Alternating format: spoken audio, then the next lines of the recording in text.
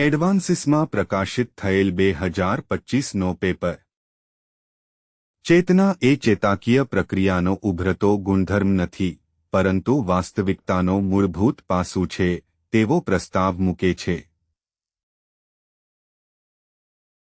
સાંભળો 2025 સુધી વિજ્ઞાન વારંવાર કહી રહ્યું હતું, ચેતના એ ચેતા પ્રક્રિયાનો ઉભરતો ગુણધર્મ છે। પણ હવે તેઓ પકડવાનું શરૂ કરી રહ્યા છે, ના, ચેતના એ ચેતાકીય પ્રક્રિયાનું ઉભરતું લક્ષણ નથી, પરંતુ વાસ્તવિકતાનું કાર્યાત્મક પાસું।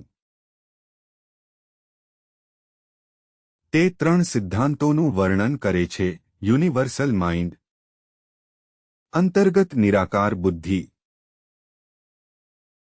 સાર્વત્રિક ચેતના, જાગૃતિ માટેની ક્ષમતા, અને યુનિવર્સલ થોટ, જે ગતિશીલ પ્રણાલી દ્વારા અનુભવ અને ભેદભાવ ઉદ્ભવ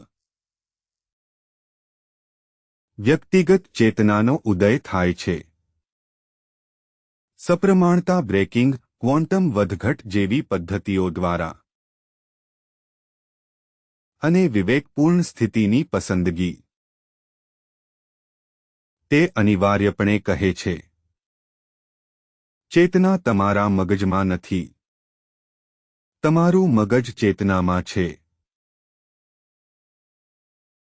તમારી ચેતાતંત્ર જાગૃતિ ઉત્પન્ન કરી રહ્યું નથી, તે જાગૃતિનું ફિલ્ટરિંગ છે।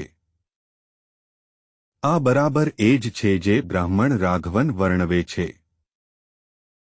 બુદ્ધિ આત્મ તરફ, જે શુદ્ધ ચેતના છે, તે દિશામાં રહે છે, અને તે ભૌતિક પ્રકૃતિ તરફ, તમારા અંતઃકરણને જુએ છે, ટ્યુનર છે। જ્યારે તે યોગ્ય રીતે ગોઠવાયેલ હોય, તમે સંપૂર્ણ સભાન અનુભૂતિ પ્રાપ્ત કરો છો। બુદ્ધિ જ્યારે તે આત્મા તરફ સ્થિર થાય છે, તે શુદ્ધ ચેતના છે, અને જ્યારે તે ભૌતિક પ્રકૃતિ તરફ વળે છે, તે પ્રદૂષિત બને છે। જીવ તમારું અંતઃકરણ, તે ટ્યુનર છે, અને તે યોગ્ય રીતે ટ્યુન થયેલ છે। તમે સંપૂર્ણ ચેતના પ્રાપ્ત કરો છો, હજુ પણ, અને તે બેસુરું છે। ભય, મર્યાદા, આઘાતથી છાપેલા, તમે ક્ષેત્રનો માત્ર એક અંશ પ્રાપ્ત કરો છો, અને તમે તે અપૂર્ણાંકને વાસ્તવિકતા કહો છો। તમારા આંતરિક સાધનને ફરીથી છાપો અને તમારા ગ્રહણને ફરીથી ગોઠવો।